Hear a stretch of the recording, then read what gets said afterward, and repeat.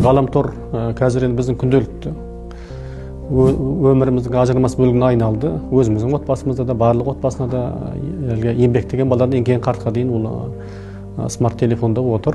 Телефонға телмірген ұрпақ деген қазір бір әдемі термин шықты. Кейбір жаңағындай жан дүниесі қатайып, бір өмірі көк бөлеп, тағдырдан таяқ жеп, бір ағайын тұмамен жаңағындай қарым-қатынасы дұрыс болмай, түрлі себептер енді көп, психологиялық себептер. Сол адамдар өзінен өзі бір қатаяды да оқшаулана бастайды.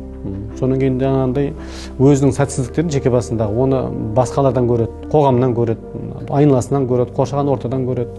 Содан кейін барып жаңағы виртуалды шейхтарды тыңдайды. Оның ойынша жаңағы виртуалды шейхтар тек қана Құдайдан қорқады. Ешкімге тәуелді емес.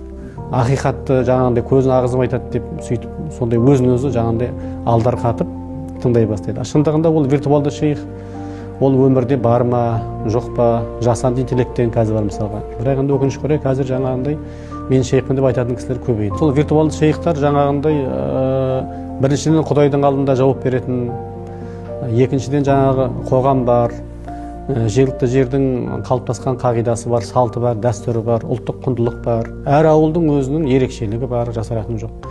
Қоршаған орта бар. Соның алдында жауапкершілігін сезінбейді, я ұқпайды. Немесе ол белгілі бір жаңағындай күштердің айдауымен, айтақтауымен айтылады. Немесе оның аудармасы басқаша да берілуі мүмкін. Баяғы үлкен бір әжеліміздің мақалы бар еді. Ит жоқта шошқа үреді қораға, би жоқта құл жүреді жораға деп. Мына біздің қоғамда Құдайға шүкір бүкіл жағдай жасалынған. Қандай құлшылық қыламын дейсің, қандай білім аламын дейсің, ешкімге қысым жасамайды.